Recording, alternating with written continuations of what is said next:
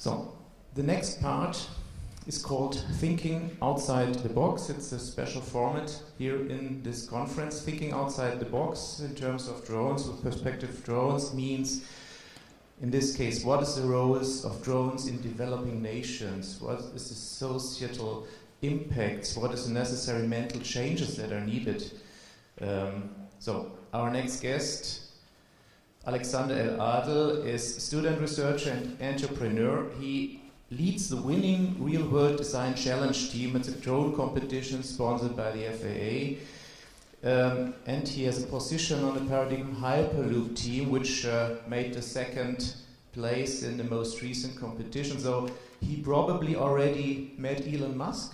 Did he? Yeah, great. So he traveled all the way from the US to Munich. You saw him yesterday as a member of the panel discussion. Very warm welcome. Welcome back on stage, Alexander.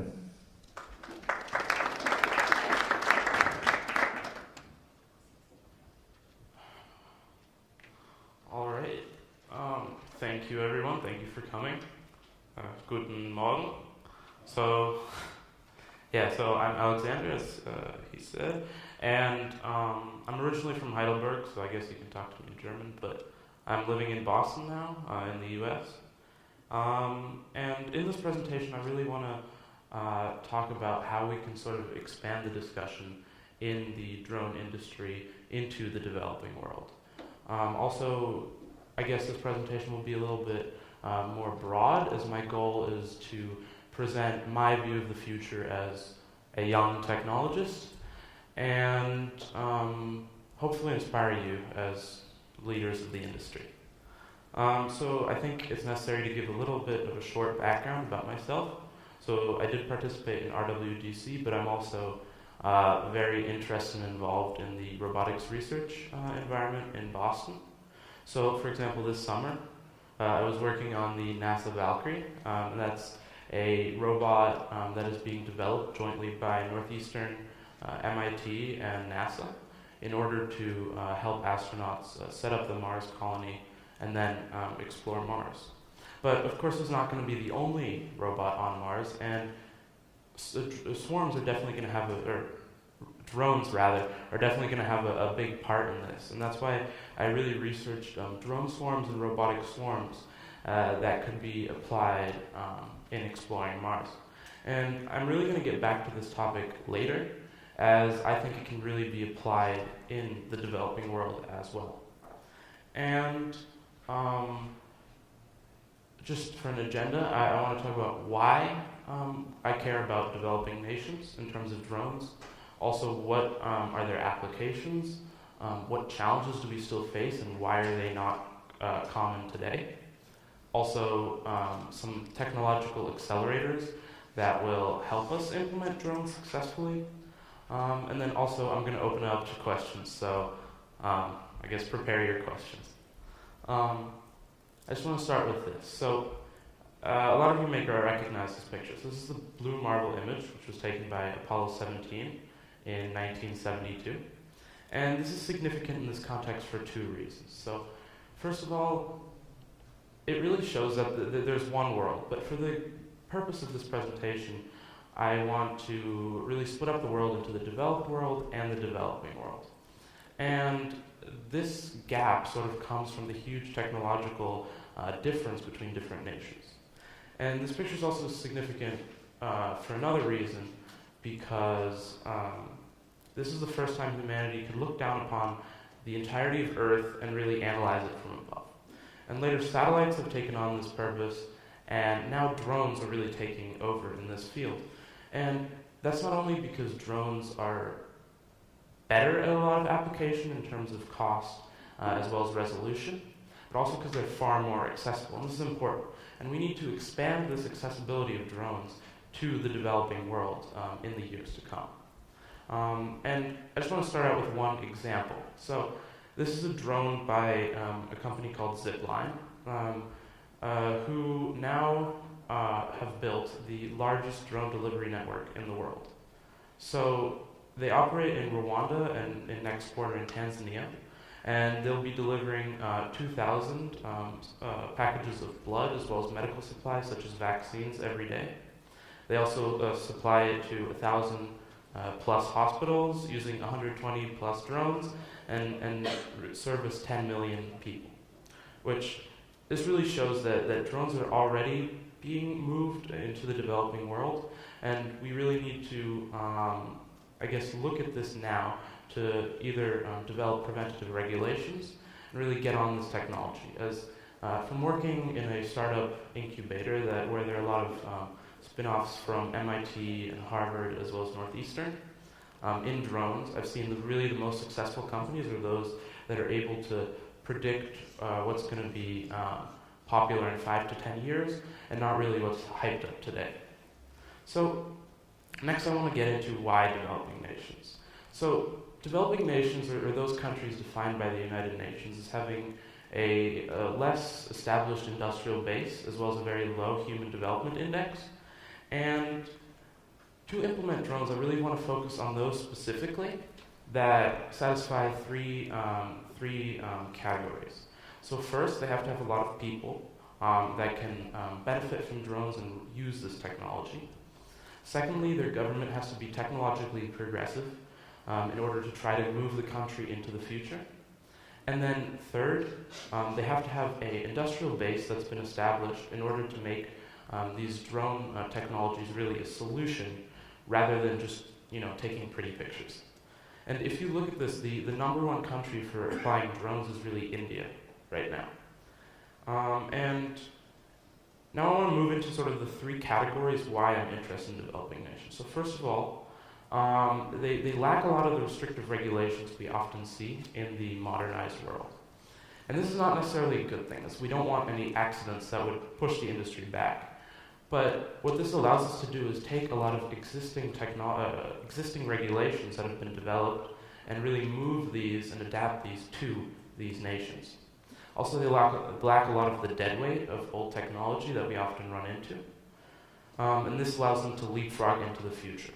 And one example of this is really Dubai, who their government not only overcame the cost barrier, but their government was very technologically progressive. And you can see this as now they've recently established the first ministry for artificial intelligence. Now, the second category is that 83% of the world's population is in developing nations. So there's a huge market for drones, and they can have huge benefits. Now, the final category is that there are very fundamental problems that we have to look at. And drones are very good at solving a lot of these. So first of all, food and water. We've always seen agricultural drones.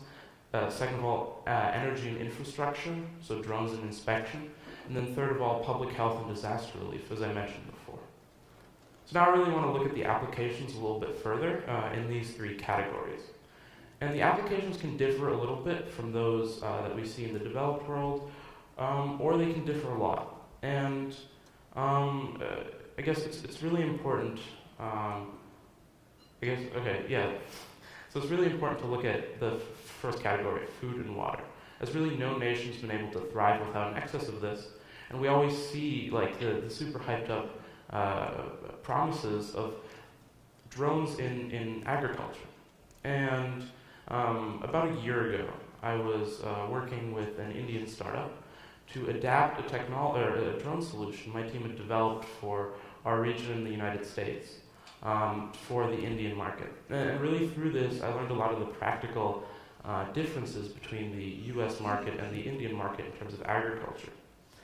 And the first being that a lot of the farms are very small and family owned, as you can see by this chart. Also, there's really a lack of necessary infrastructure, as touched on yesterday. This lack of infrastructure really doesn't makes drones not a solution anymore. It just that if the pictures that they produce are not actionable, then they become very, I guess, useless. And really, when turning to solutions, we first had to adapt the application. So the purpose or the application we turned to was crop insurance. So we decided to use our drone solution for to make crop insurance much more exact, as much of the population of many of these developing nations depends on the agriculture industry. Now, the second two categories, adapting technology and adapting the business model, are also very important, and I'll get into those more later. So the second category of application is really energy and infrastructure. And we look at inspection a lot. But yesterday we already talked about how drones can be used in solar panels and wind turbines. This is also very important for the developing world, as really this surprises a lot of people that the developing world surpassed the developed world in 2015 in terms of investment in renewable energy. And so far they've invested over $156 billion. And really this is not very surprising, as they have very ideal conditions for a lot of these technologies. And a lot of the times investing in sustainable energy is cheaper than investing in unsustainable fossil fuels. And today, Kenya is the world's leader in solar power per capita. Now, these countries also really need this electricity as a foundation for economic growth. As 1.2 billion people are not connected to an electricity grid, and this really holds these countries back. Also, they receive a lot of support from organizations such as the United Nations. And we've already really looked at how drones can play into this, but they can really supplement the lack of local expertise that we often see through certain artificial intelligence that will be built in. Also, drones can really increase the cost effectiveness and make these solutions viable for a lot of these developing countries. Now, I want to move on to internet connectivity. As we touched on this a little bit yesterday, and I think this is a necessary next step after electricity. So, 4 billion people are currently not connected to the internet, and you can just imagine that if drones can really play a part in solving this problem, what implications they will have.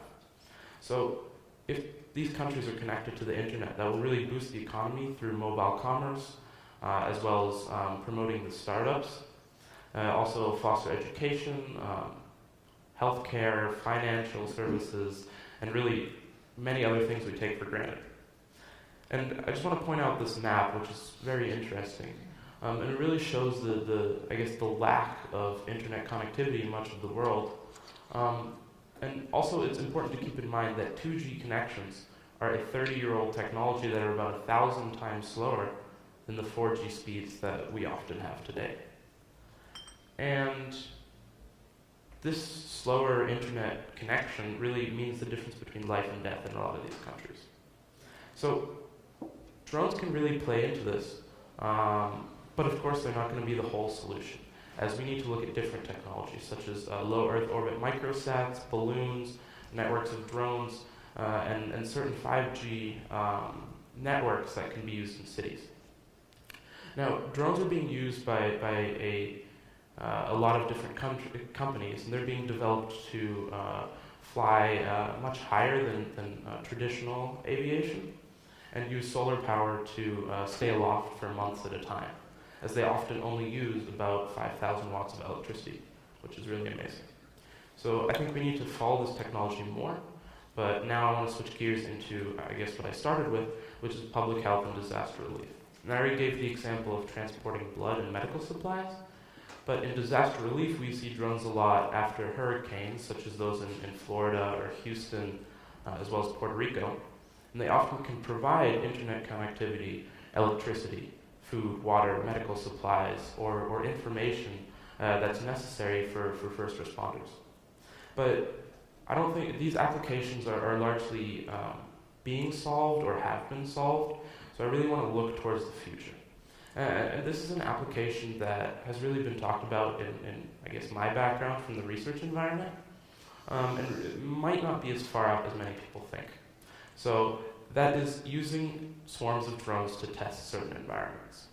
And the swarms that would be used are relatively small, or the drones that would be used are relatively small, and would be used to take either soil samples or leaf samples, and then test these for certain persistent organic pollutants. And this is really important in terms of environmental conservation. And then we can really take this application further and sort of adapt these systems in order to even test populations of animals or even people for certain diseases. And this was talked about largely during the Ebola outbreak of 2014, and I'm going to give another example about that shortly. So really this technology is being discussed a lot, but of course there's a lot of work that needs to be done to make this a reality. So through this information we can then create maps. So this map is of Bangladesh, where there's a lot of naturally occurring arsenic in the ground, which then seeps into groundwater and poisons a lot of people every single day, and often kills a lot of people as well. So this is really a national problem. And these sort of maps, partly created by drones, are really helping people create a solution. Now, secondly, is a map of the West African Ebola outbreak in 2014, where this sort of utilization of drones was very much discussed, where people wanted to test a large amount of the population for the disease, so they could really monitor its spread and be one step ahead of it. So, as you may have been thinking in these past two slides, this technology can very quickly be misused and easily be used for nefarious purposes. So I guess I want to take it one step further. So if we're testing people, why not vaccinate people, right? And then also, these systems can be very easily used to restore the microbiomes of the earth, which can be a good thing. But this really shows that we have to talk about preventative regulations sooner rather than later. Because as we've seen, the drone industry is quickly advancing, and we have to make sure that these technologies stay beneficial. As really drones, there are many concerns with drones and especially technologies such as these. But before we're going to get to that point, we have to look at the many challenges we still have to solve. And there is a lot of work to still be done. So this is not really something that's going to happen overnight.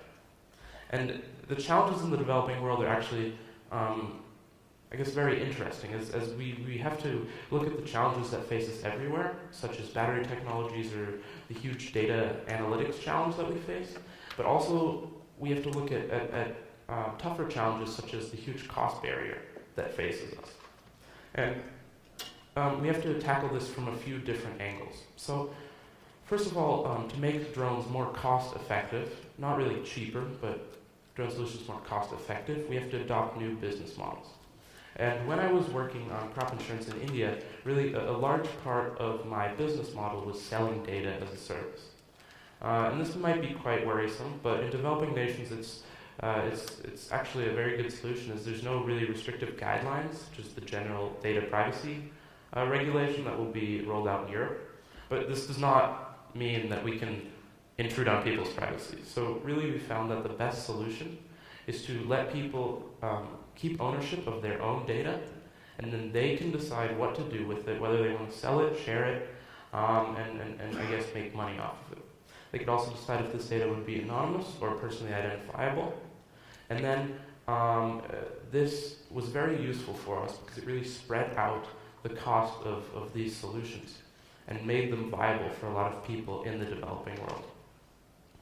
Now, the second thing we need to look at is adapting the technology.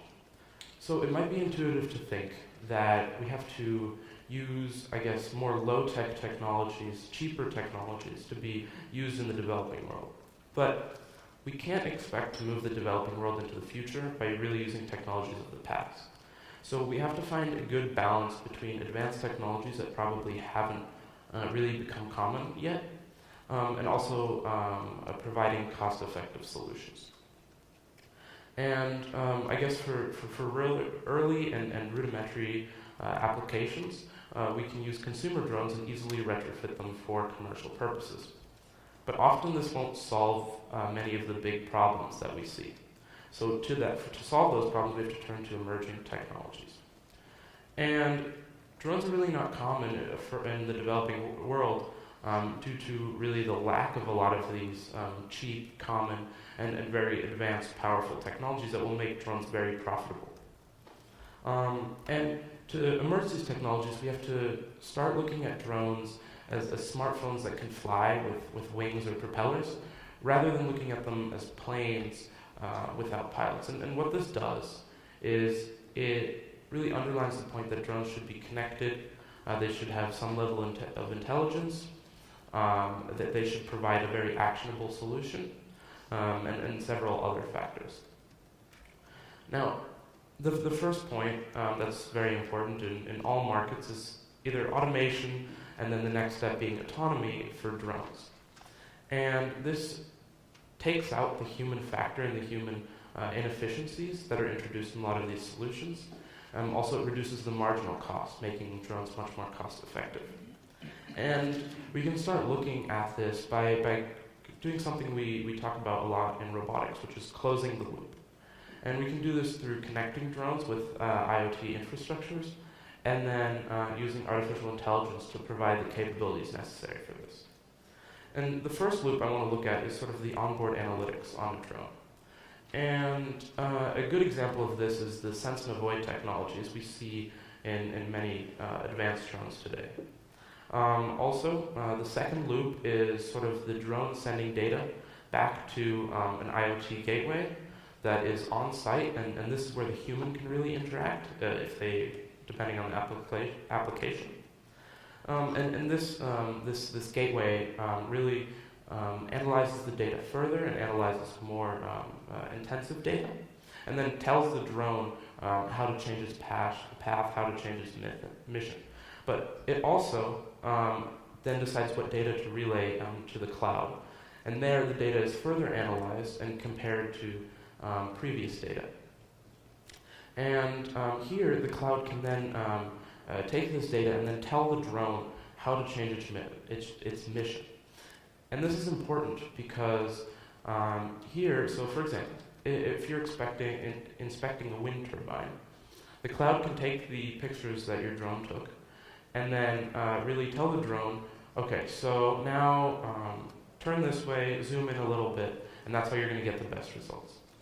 And this ensures that when your drone lands, you get the result that you expected. And it allows missions to no longer be blind. So we don't have to fly it again, and that loses a lot of time as well as cost. And this really underlines the point that data determines the mission. No longer does the mission determine the data. Now, my second point is that drones should not be looked at as standalone devices, but rather as networks. So they should be connected to other sensors that help them achieve their purpose, and they should be connected to other drones, such as self-driving cars often are, in order to learn off of previous solutions that have been created and effectively complete their goal. Now, automation and autonomy is really held back by the fact that we don't have a lot of onboard computing power, and this can be solved by looking at GPU-based computing for drones. And this really enables neuromorphic computing or artificial intelligence. And so that's sort of mimicking the brain in electric analog signals. And you can see this a lot in chips such as the NVIDIA Pegasus, which is used by BMW, Mercedes, Audi, and a lot of different car companies to create self-driving car solutions. So this specific chip can complete 320 trillion operations per second, which is really a staggering number. And in the lab, we've really looked at implementing this into a lot of drone solutions to enable it to have a lot of deep learning capabilities. So it really allows a lot of this real-time data processing that's needed for automatic and autonomous solutions. Now, to make these solutions cost-effective for the developing world, we have to turn to the growing open source movement. And as said yesterday, there's a lot of open source libraries available for image processing algorithms. And this is very important to really drive down the cost. And we should all think about adding to this as well. Now, furthermore, these machine learning algorithms have to be trained. And to do that effectively, we can leverage the existing knowledge and existing work that's been done by teams in the developed world. And then those algorithms can be refined on site in the developing world. And this is really a good example of miniaturization of many technologies, and this needs to be spread to other things when looking at drones. So I talked about this earlier, and I want talk about it again, which is microsampling, which is taking a small amount of data that is, or a sample that is sufficient to analyze. And this can be done with the, lab-on-a-chip technology that people talk about. And that's really miniaturizing all your testing equipment onto to a size that can fit on a drone platform. And this has already been done with technologies such as DNA and RNA sequencing, which is already small enough to fit on some larger drone platforms. But it is being done actively for gas chromatography mass spectrometry, which is used in a lot of forensics, medical, environmental, as well as astrochemical purposes. And people are really looking at this because it'll open up huge applications in the developing world. So this will be really achieved through advancements in nanotech and biological systems. So this is very interesting. I guess maybe a lot of you have seen this in the news, but this is a live dragonfly that's been outfitted with a solar backpack by Draper Labs, where I'm from in Cambridge. And researchers use this sort of solar backpack to control the dragonfly's flight from a remote control. And they're really looking into this to change the drone solutions and make drone solutions that are biological, at least to a certain extent. Now, miniaturization really allows what I opened up with and the last technology that I'll talk about, which is swarm robotics. And this is really a group of robots that are all achieving a collective goal. And this is interesting when used in the developing world, as the entire system can be very complex. But one unit can be very simple and therefore very cheap. And swarms also open up many diverse capabilities, as you saw in one of the earlier pictures. A swarm doesn't have to have only one type of members. So it can have it can have drones, it can have robots, and also it's very dynamically scalable depending on the application. This really allows it to be very fault tolerant and redundant. This is very important, and I've seen it's been very important as I was working on a prosthetics project in Mongolia, where the ability to maintain your system was almost as important as really producing the system itself. Also, these swarms can be autonomous or collaborate with humans depending on the specific application, and they can cover a large area. So through this, you really get the entire data set rather than a portion of it, which allows accurate analysis. Now, I want to conclude this talk by really reiterating the point that the democratization as well as proliferation of drone technologies will really revolutionize the developing world in more ways than we can imagine today. And this will impact and benefit billions of people. Furthermore, there's a huge market for drones and a huge business opportunity in the developing world. We're going to see a lot of, the industry as well as different companies start moving into the space, as Zipline already did. And we really have to look into the future, 5 to 10 years into the future, rather than looking at what is happening today. However, we always have to keep in mind that drones can't solve everything, and there's a lot of work that still needs to be done. And we really have to be careful in not promising too much, as not to overhype the technology and then be disappointed by it later. But this, I really have to hope to have presented my view of the future so we can think about preventative regulations now and developing technologies now. So I hope to have sort of broadened the discussion in the drone industry to the developing world, and I hope I've inspired you to keep thinking about how drones can be applied in developing nations. Thank you.